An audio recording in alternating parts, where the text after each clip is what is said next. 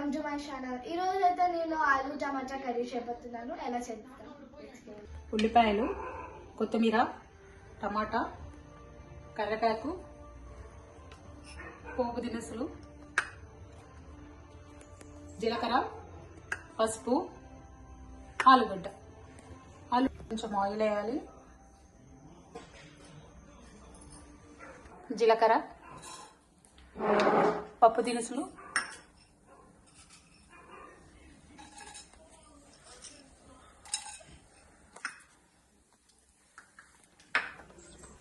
పోపు కొంచెం వేగిన తర్వాత కరివేపాకు,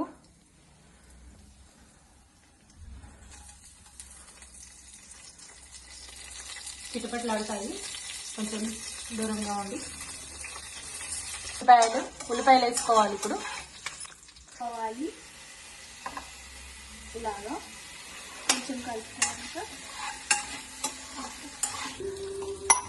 అల్లం వెల్లుల్లి పేస్ట్ మేము ఎప్పటికప్పుడే ఫ్రెష్గా వేసుకుంటాము. అల్లం వెల్లుల్లి పేస్ట్ 1 స్పూను, పసుపు 1 స్పూను, పసుపు తగినంత అంతా మిక్స్ చేసుకొని 2 ఆలుగడ్డలు మనం కట్ చేసుకున్నాం కదా, అవి ఇప్పుడు వేసుకోవాలి.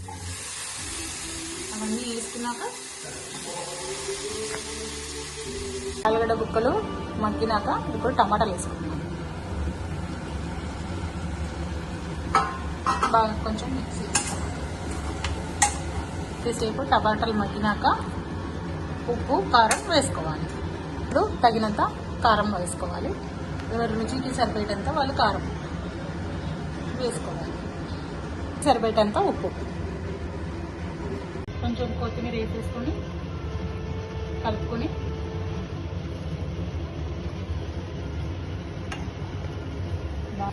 స్మెల్ వస్తుంది. చపాతీ కాంబినేషన్లో ఆలు టమాటా కర్రీ